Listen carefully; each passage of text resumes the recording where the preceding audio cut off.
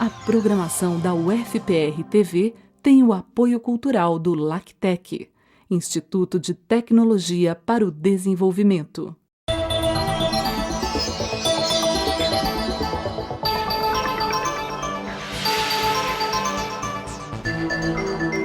No programa Persona de hoje, Jâmia Cristina Batista Silva, pesquisadora do LACTEC e professora de pós-graduação do Departamento de Engenharia Elétrica da Universidade Federal do Paraná. Ela nasceu no estado do Acre, na cidade de Cruzeiro do Sul. Concluiu o curso de graduação na Rússia. Já foi cozinheira e locutora de rádio. E hoje, na verdade, você está fazendo o quê, Cristina? Vou te chamar de Cristina, pode ser, né? Pode ser, sim. Pode ser. Então, hoje eu trabalho com pesquisa, né? Eu sou pesquisadora aqui no LACTEC e também, como você acabou de falar, sou professora no Departamento de Eletricidade, no programa de pós-graduação da universidade. Nós estamos, o Persona de hoje está sendo gravado aqui no LACTEC. Aliás, vocês estão ouvindo um barulho de fundo. E esse barulho, na verdade, são os experimentos que vocês fazem aqui no LACTEC. São ensaios rotineiros que a gente faz, né? E hoje, infelizmente, não deu para a gente parar com os ensaios para poder gravar a entrevista, então... Agora você tem uma história muito bacana, porque você já foi cozinheira, você já foi locutora de rádio, e você vem de uma família muito religiosa, né? De uma família batista, é isso? Uma família protestante. Exatamente. O meu avô é pastor da Igreja Batista e eu cresci dentro da igreja, né? A gente recebia os valores, os princípios próprios de uma pessoa batista. Você teve essa coisa forte da religião, né? Pelo fato de seu avô ser pastor protestante, mas depois disso também, você seguiu a religião e depois foi filiada ao Partido Comunista? Olha, eu era da religião desde que nasci. Quando eu tinha 14 anos, eu tive o primeiro contato com o Partido Comunista, né? E, na verdade, eu me encantei com a filosofia de igualdade, de humanidade, de você poder ter oportunidades iguais para todos, né? Principalmente eu que vinha de uma família tão pobre, queria tanto crescer, estudar e fazer as coisas, e eu era completamente limitada.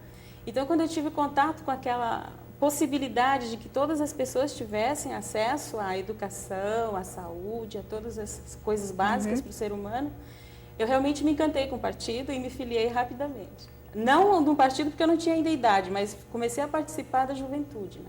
Comunista. Isso foi aos 14 anos. Agora, como é que foi esse elo seu com o Partido Comunista? Alguém te apresentou a cartilha do Partido Comunista? Você já conhecia alguma pessoa? Era alguém da família?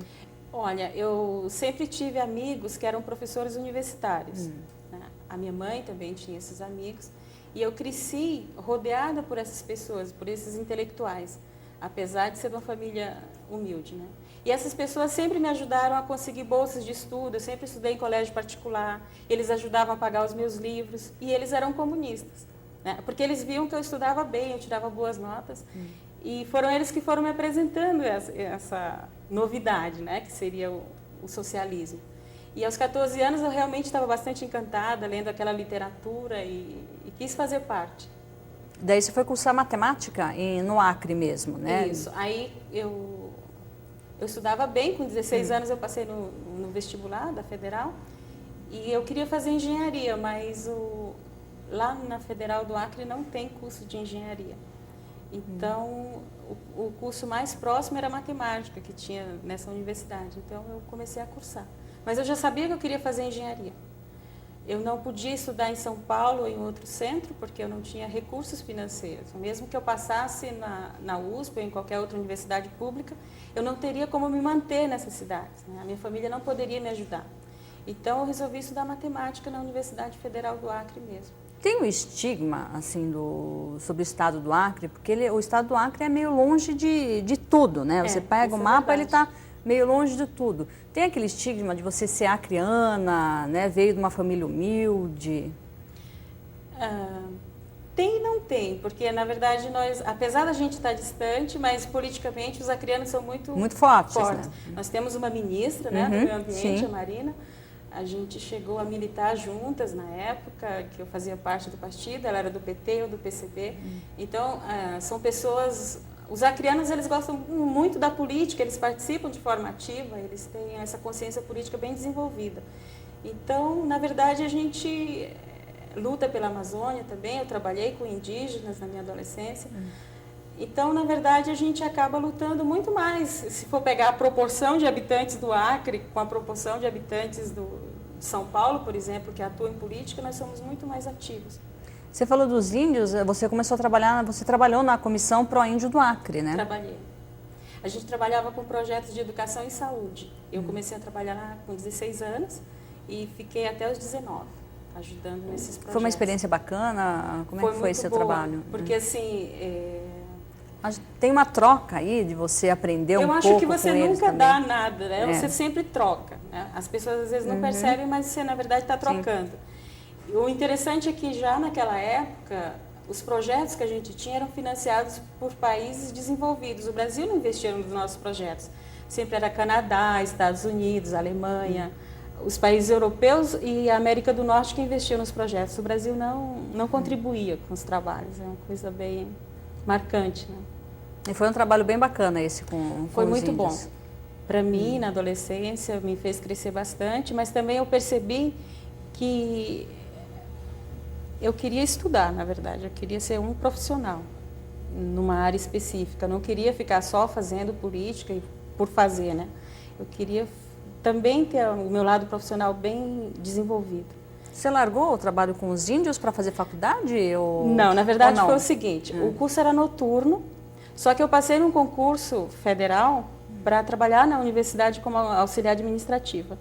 Então eu saí da Comissão Pró-Índio para ir para um emprego fixo, federal, com mais garantias. É de completamente diferente, Bem né? diferente. Uma coisa completamente diferente da outra, né? Bem diferente. Você sentiu assim um remorso, aquela coisa de assim, não devia ter largado isso? Porque um trabalho com os índios eu acho que deve ser uma coisa muito bacana, né? Acho que você ganha muito, né? Você pode dar alguma coisa, você tem aquela coisa da troca que Na a gente verdade, tá eu não falando, senti né? remorso, porque eu sabia que aquele trabalho era temporário, não era uma coisa que eu gostaria de fazer a vida inteira. Simplesmente foi uma oportunidade também de trabalhar. E eu comecei a trabalhar cedo porque eu precisava ajudar a minha família. Eu tinha irmãos pequenos, ajudava a minha mãe nas contas de casa.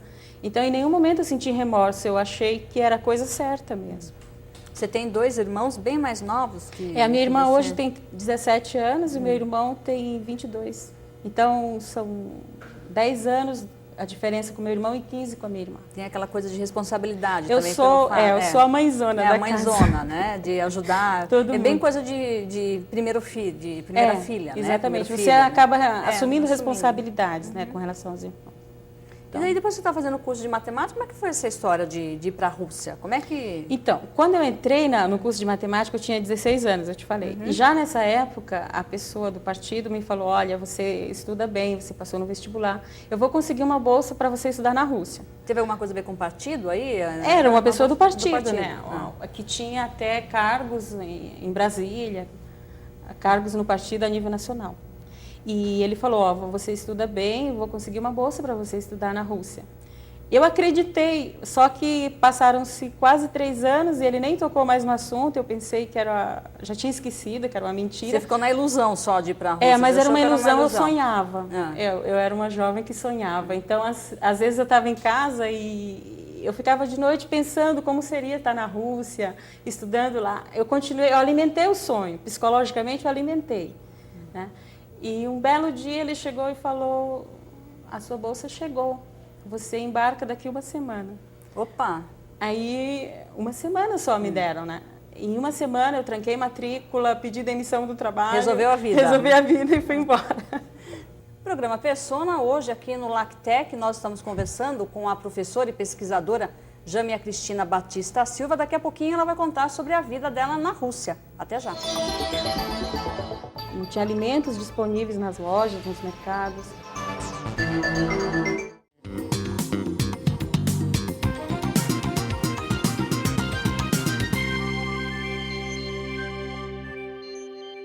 A TV da Universidade Federal do Paraná é muito importante porque ela cumpre um papel de difundir o que a universidade faz, principalmente os estudantes, os professores, para maior inclusão social, difundir assim iniciativas, não é? Estudos científicos, criações que possam fazer com que mais pessoas tenham, vamos dizer, um nível de vida melhor, principalmente os mais pobres. UFPR TV, levando a Universidade Federal até você.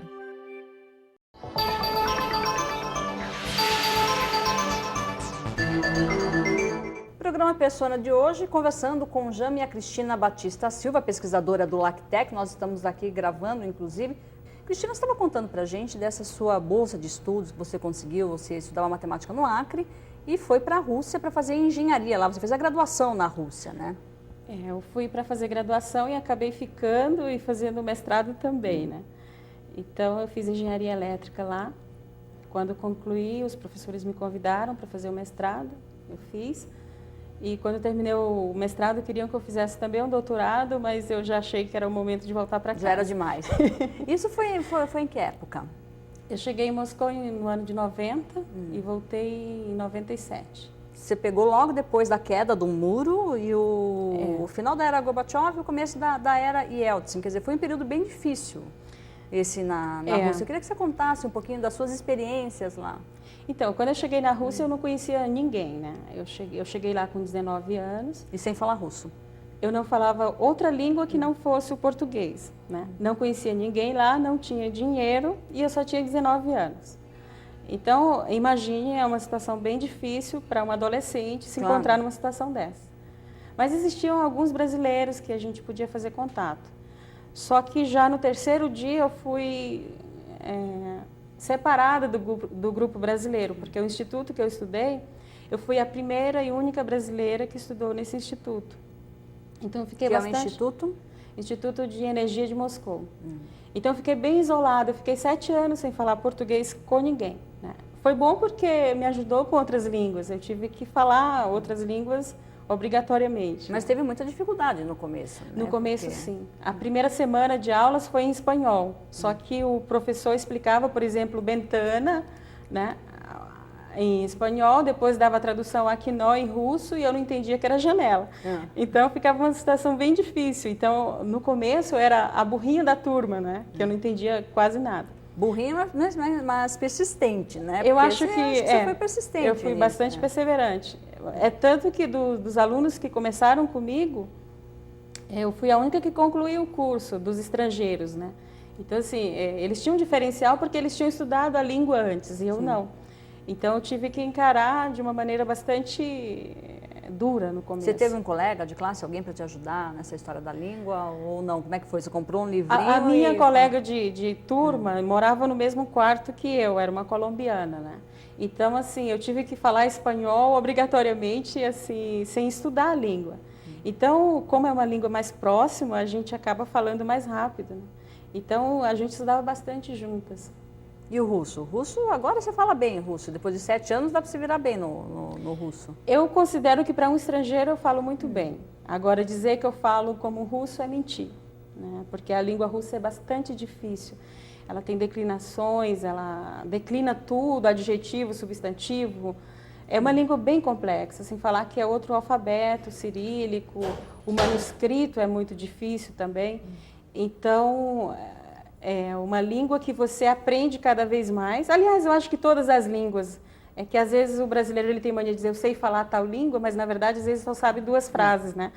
Então, acho que a língua é uma questão que você evolui com o tempo, você melhora com o tempo, mas você não tem um domínio total de uma língua estrangeira. E eu acho que, para quem viveu no país 7 anos, eu falo bem, mas não posso dizer que eu falo como uma pessoa russa. Como é que era essa sua vida na Rússia, a vivência que você teve lá? Porque a Rússia, culturalmente, ela é bem diferente, né? Uma cultura completamente diferente. E você pegou um período também teve um diferencial aí, também diferente, né? Eu cheguei em 90. Falam que antes existia bastante comida, existia tudo abundante. A vida era bem diferente da época que eu peguei. Eu peguei em 1990, eu cheguei num momento que não tinha alimentos disponíveis nas lojas, nos mercados. Então, eu passei dias e dias comendo... eu não passei fome, literalmente, mas eu fiquei com pouca variedade, digamos. Teve épocas que eu fiquei meses sem poder tomar provar açúcar, porque não tinha açúcar. Às vezes eu ficava o dia inteiro só comendo pão com chá, porque não tinha outra coisa. Então, é claro que os russos não estavam passando pelas dificuldades que eu passei. Por quê? Porque eu estava chegando num país novo, eu não conhecia a cultura, não sabia como chegar nas coisas. Mas tinha muita fila, não tinha? Essa Tinha época muita fila. na Rússia tinha fila para as pessoas comprarem, Tinha. pelo menos as coisas de primeira Só necessidade. que eles já tinham toda uma cultura de fazer fila, eu não tinha. Então, assim, eu estava saindo do Brasil, que você chegava no mercado, tinha tudo disponível, você ia embora. Eles não, eles já sabiam que no dia que encontrasse pasta de dente, eles compravam pasta de dente para 2 anos. Né? Eu não, eu estava na psicologia brasileira, eu chegava e queria comprar uma bisnaga. Né? Então, até você se adaptar, até você entender o problema. Eu lembro que uma vez um colega nosso, quando encontrou ovos na rua, depois da gente ficar 6 meses sem comer ovos, ele comprou 600 ovos de uma vez. Então era uma situação assim bem ridícula mesmo, sabe? A gente teve momentos que eu deixava de ir para um teatro Bolshoi já com bilhete comprado para poder fazer fila para comprar papel higiênico, porque eu sabia que se não entrasse naquela fila, naquele momento, eu ia ficar 6 meses sem ter o produto, né? Então você começa a viver de uma outra maneira, você sempre anda com essa sacolinha de plástico e tudo. É claro que hoje na Rússia não é mais assim, graças a Deus. Já Sim, passou. mas naquela época brasileiro, ou pelo menos brasileiro não, estrangeiro dava um jeito de furar essa filinha, alguma coisa? Ou não, essa filinha não, essa filona, né? Porque era uma coisa porque a gente vai e aplica o jeitinho brasileiro onde chega, né? Porque os russos, eu tenho a impressão que o russo assim, é um povo muito amigo, né? É um povo muito Generoso. acolhedor, generoso. Depois de viver 7 anos naquele país, a impressão que eu tenho do russo é que eles são generosos. Né? Então, assim, o brasileiro chega na sua casa, você dá um cafezinho. O russo não, ele prepara um jantar. Né? Ele vai, abre a geladeira, ele dá tudo que ele tem. É um povo generoso. E quando furava a fila, assim, não reclamava? Não chiava, não reclamava. Estrangeiro? Era uma coisa bem interessante. Aliás, eles ligaram agora o nosso ruído aqui de fundo. O que aconteceu? Você que é do laboratório aqui. Eu acho que concluiu acabou? O ensaio, né, que estava sendo realizado. O programa Persona está conversando com Jâmia Cristina Batista Silva, ela é pesquisadora aqui do LACTEC. Voltamos já já.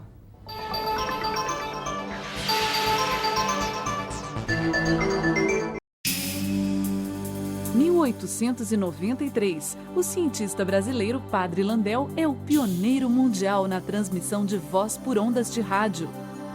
1922, o discurso do presidente Epitácio Pessoa no centenário da independência é a primeira transmissão radiofônica oficial do Brasil.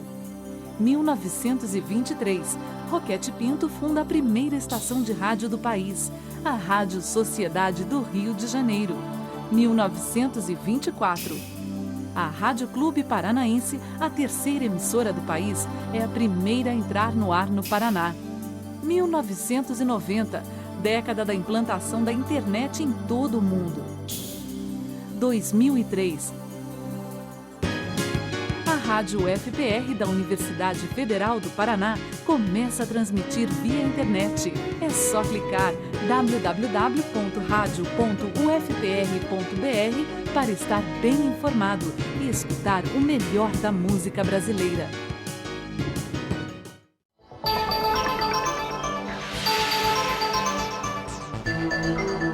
Programa Persona, hoje aqui no LACTEC, conversando com a professora e pesquisadora Jâmia Cristina Batista Silva. Você estava falando dessa época que você ficou na Rússia, tudo desse período difícil, tudo. Foram 7 anos na Rússia? 7 anos. Depois de 7 anos você cansou, você fez a graduação e o mestrado. Certo. O doutorado nem pensado, aí você voltou. Porque eu já tinha casado, eu casei com um cubano, a gente casou em Moscou. E eu sentia que era o momento de voltar para casa mesmo, sabe? Quando você sente que já é o momento de ter uma família, você sentar e criar raízes em algum lugar. Você tinha quantos anos na época, Cristina? Que eu voltei? Eu tinha 26 anos. Eu casei com 25, com 26 a gente voltou. E o casamento, como é que foi o casamento lá na Rússia? A família foi, não foi? Depois você veio para cá e apresentou o marido? Não, só com amigos, não tinha família nem de um lado nem de outro. Só os dois. Daí vocês vieram para São Paulo? Aí nós viemos para São Paulo.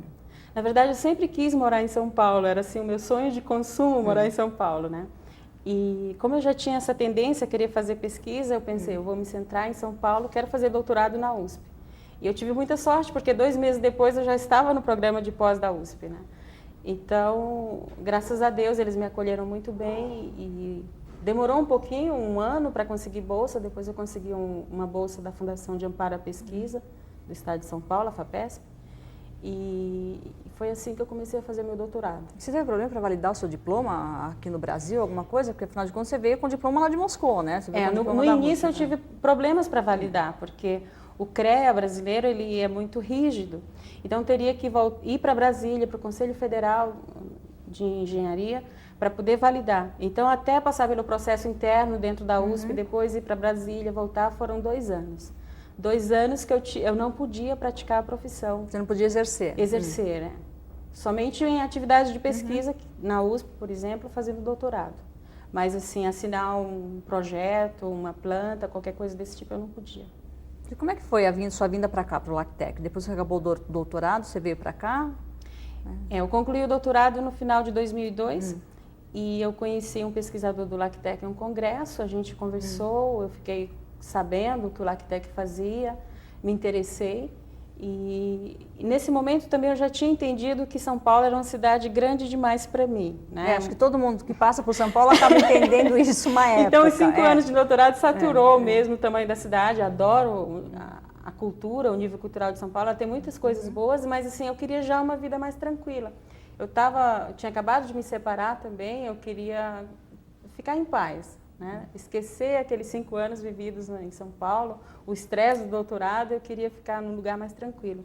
E o LACTEC em Curitiba, uma cidade bonita, agradável, eu achei que era o ponto ótimo, era aquilo ali que eu queria. E graças a Deus o LACTEC me acolheu, estou aqui. A sua especialidade é aqui, eletricidade?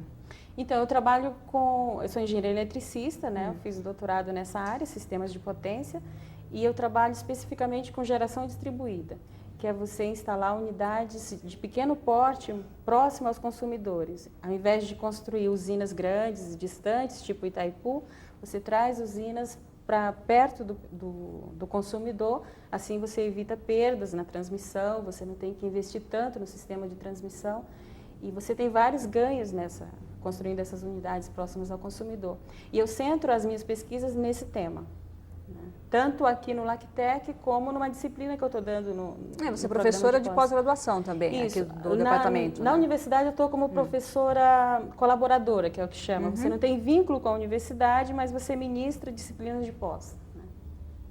E daí, dessas suas pesquisas, você acabou se adaptando bem aqui no LACTEC, com as pesquisas, com a família aqui em Curitiba, porque você hoje mora com a sua mãe. Isso, porque eu tenho uma filha, ela é uma criança especial, ela tem paralisia cerebral, foi um erro médico durante o parto, foi todo um drama que eu vivi e estou vivendo ainda. Então, me separei do meu esposo e eu precisava de suporte, né? Eu precisava de família por perto. Então, eu convidei a minha mãe, minha irmã, e as duas moram comigo. Elas saíram do Acre e vieram... Exatamente, vieram direto de Rio Branco para Curitiba. Uma mudança grande para elas, né? Sim. Sentiram bastante, né? Porque é um tipo de uma vida no Acre, outra completamente diferente aqui, um clima completamente diferente. Mas a minha mãe, para ficar perto dos filhos, ela faz qualquer coisa. Agora, como é que você vê, assim, a universidade? A universidade te recebeu super bem, o LACTEC te recebeu super bem, quer dizer, hoje você tem sua vida centrada aqui na universidade, no LACTEC. Isso, a vida profissional, sim, com certeza. Você pretende continuar aqui? Tem mais planos de viajar para mais algum lugar, fazer algum outro curso ou não? Olha, se eu não tivesse o fator limitante, minha filha, uma criança especial, eu acho que eu sairia outra vez para fazer um pós-doutorado fora do Brasil. Mas eu tenho esse fator limitante, então eu pretendo continuar aqui dando aulas, fazendo pesquisa, mas sair para o exterior enquanto ela for viva, não. O LACTEC hoje é referência, né? Ele é referência em várias áreas, nessa área inclusive também, né? Com certeza. O que você destacaria aqui das suas pesquisas aqui no LACTEC? Olha, nós trabalhamos aqui com uma tecnologia nova, né, que chama células a combustível, não sei se tiver a oportunidade, na saída eu te mostro. Sim. Então, é uma tecnologia nova de geração de energia e a gente no Brasil nós fomos os primeiros a instalar essa tecnologia, estamos explorando, já temos uma planta aqui no LACTEC, temos uma outra na Copel, vamos instalar uma agora, já instalamos, falta startar no Hospital Erasto Gärtner. Então a gente trabalha bastante com essas novas fontes de energia, que eu acho que é um plus, um destaque que o LACTEC tem. Nós também prestamos fazemos muitos projetos de pesquisa e desenvolvimento para as concessionárias de energia do Brasil inteiro. Então, nós temos muito a contribuir. Trabalho que não falta, é isso? Não falta. Agora, Cristina, hoje vendo assim, toda a sua vida, né? Desde o tempo que você estava no Acre, essa coisa da família religiosa, depois essa sua aproximação com o Partido Comunista, a bolsa que você teve para ir na Rússia. Quando você olha tudo isso, assim, como é que é? Você sabe que quando eu era criança, eu sempre gostei de estudar. Então, eu me alfabetizei sozinha. Com 4 anos eu sabia ler e escrever e ninguém tinha me ensinado. Então, eu chegava da escola, a primeira coisa que eu fazia era a lição de casa. A minha mãe sempre brigou comigo para não estudar, nunca para estudar. Então, eu sempre gostei de estudar. Só que eu não pensava em fazer um doutorado, ser pesquisadora. Isso eu não tinha esses sonhos, as coisas foram acontecendo. Eu sempre digo que, porque depois que eu me desencantei com o comunismo, eu voltei para Deus, graças a Deus. E eu sempre acho eu tenho certeza que é a mão de Deus guiando o tempo inteiro. Ele tinha um plano para mim, não eu. É destino mesmo? É um destino traçado por Deus, né? Não foi uma escolha minha. Eu acho que é bem por aí, não é um mérito meu. Mas é Ele que foi abrindo as portas no momento certo e eu simplesmente fui atrás. Agora você falou que se desencantou com o comunismo, né? Isso hoje... Eu tenho um amigo que fala o seguinte: quem não é comunista na adolescência não tem coração, e quem é comunista aos 30, 40 anos não tem juízo. Porque a vida vai te pegando, ela vai trazendo a realidade, você vai sentindo o peso da responsabilidade de tudo, e você vai conhecendo o ser humano na sua essência um pouquinho mais. Vai transformando, né? Você vai vendo que é impossível tratar igualmente os desiguais. Eu acho que foi isso que quebrou a Rússia, né? Você pagar o mesmo salário para quem trabalhava de forma diferente, uma pessoa produzia mais e ganhava igual que o outro que não queria fazer nada. Então, se fulano ganha sem fazer nada, eu também não vou fazer nada. Claro. Então, você não pode tratar de forma igual quem é diferente. E eu acho que foi aí que quebrou. Então, hoje eu não acredito mais nesse ideal. Eu acredito que você pode ser melhor. Você é pessoa. Eu não posso mudar ninguém, nem o mundo, nem as estrelas. Eu posso mudar a mim mesma. Olha, eu agradeço muito sua participação aqui no programa Persona, agradeço também a recepção que nós tivemos aqui no LACTEC. O programa Persona entrevistou Jâmia Cristina Batista Silva, que é pesquisadora do LACTEC e professora do curso de pós-graduação de Engenharia Elétrica aqui da Universidade Federal do Paraná. Até o próximo Persona.